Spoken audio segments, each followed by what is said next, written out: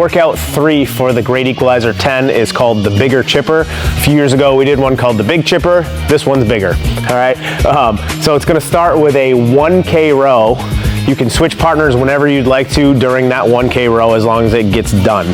We're gonna move on from there to 85 wall balls, one partner working at a time, switching anywhere you'd like to. Standards on that one are gonna be men, RX and scaled, 20 and 14 on the wall ball weight and to a 10-foot target.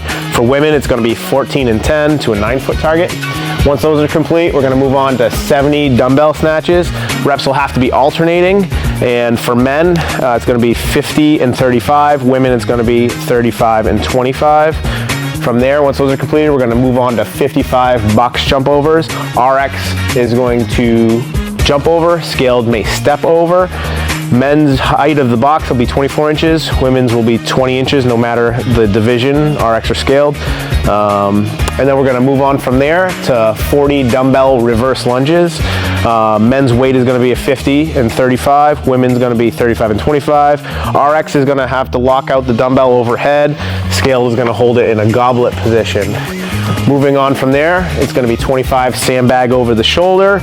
Loads on there are gonna be men 170, women 70 and 50. There's gonna be a rule on that one that you have to stay within your lane. So if you toss your bag over into the next lane, it's gonna be a no rep. When you finish those, it's gonna be 10 sandbag belly carries. Same loading as before, 170 and 70 and 50. It has to be a belly carry. It can't be up high on your chest, on your shoulder, on your back, down by your knees, on your back, wherever you would want to put it. It has to be in that belly carry. And we'll go over all the specifics here in a second. This workout is for time, all right? You have a 17-minute time cap to complete all of the work. If you do not finish within that time cap, whatever you have for leftover reps will be added on to that 17 minutes in 1 second per rep. So, example, if you have 25 sandbag over the shoulder and 10 sandbag belly carries at the end of the time cap, your score would be 17:35 because we would add 10 and 25, 35 seconds. You get the math. All right, so for the wall ball, regular open standard, we're gonna be using the targets on the rig. They're marked 9 and 10 feet. So if we wanna just show that real quick, you can see them pretty simply. That's where they are. We're looking for the wall ball to hit the target at the designated mark. So you can see that there's lines here. If it hits the little nut above the nut or below the 9, that's gonna be a good rep. If she's gonna go for the 10, let's see if she can make it. All the way up, there's a 10-foot target. Those are good reps. Well, for standards on this one, we're looking at getting below parallel and making sure that the wall ball target gets hit each time. No reps would be like if it doesn't hit the target at the designated height, or if it just doesn't hit the target at all. Those are gonna be no reps. And if you don't drop down below parallel on your squat, it'll be a no rep.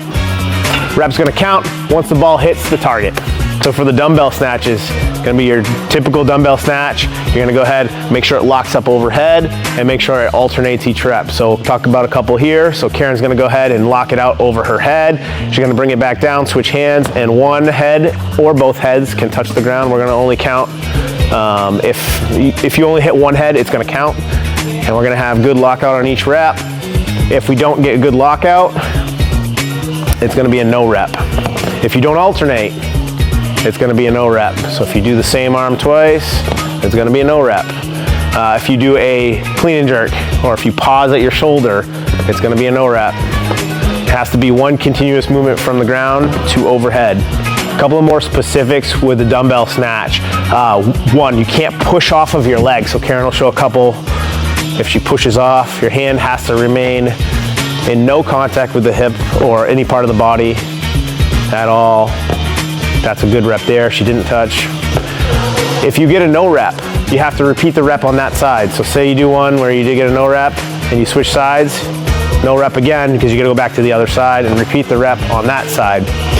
Last thing, if you drop that dumbbell from overhead and you're not respecting our equipment and the people around you, one, it's a safety thing. Two, we just don't want you doing it. We don't want you breaking our stuff. So no dropping from below the shoulder. If it hits the floor and you drop it, go straight down from overhead, no rep. And if you do it again, you're disqualified. Box step overs and jump overs. So RX is gonna jump over the box, so Karen's gonna start on one side. She's gonna go ahead and get over. Both feet touch the ground on the opposite side. Both feet have to contact the top of the box. So you can do this forward facing on the box or laterally. So those are lateral reps there. If you wanna do them forward facing, you're also able to do that. It's your choice whether you wanna jump down or step down. Step overs for scaled. So you're gonna go ahead and step over and both feet touch the ground. As long as both feet travel over the box, you'll be good to go. Couple of things to remember, we're not gonna count that though. That will not count. We're not gonna step completely over the box. Dumbbell reverse lunges. So for RX, you're gonna lock the dumbbell overhead. It has to have a full lockout. So Karen will show you what that looks like.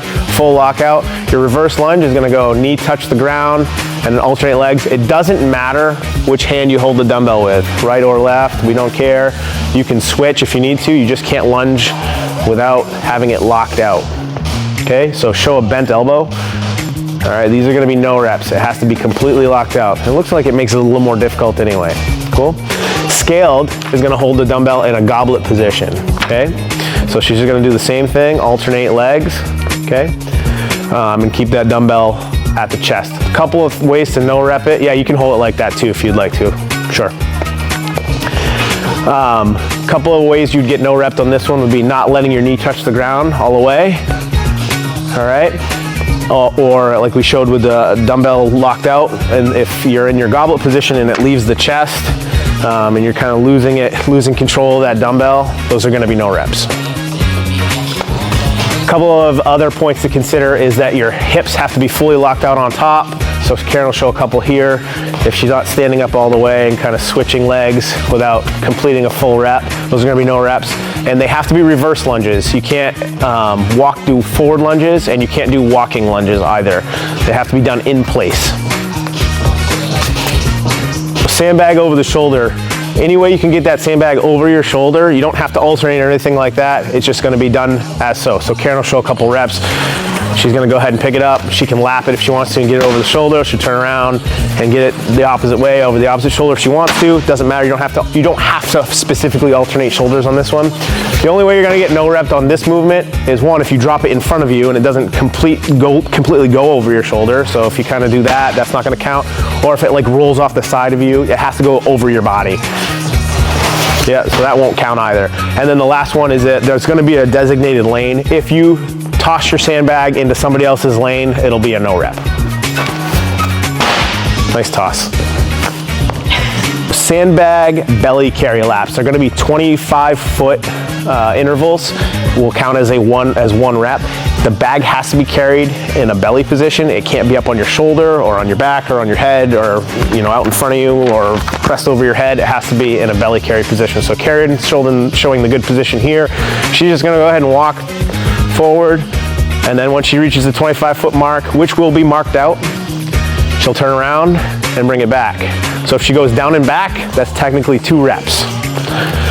Say in the middle of this, she has to drop the bag for whatever reason. So she drops it. There will be hash marks on the ground every 5 feet. So if this is in between 2 5-foot marks, she'll have to pick it up and start behind the line that she last completed. So she'd have to go back and then continue forward and make forward progress that way. Again, she's doing belly carry. She's not gonna carry it on her shoulder. No reps. She'd have to bring it back at the start position and start carrying it in the correct position.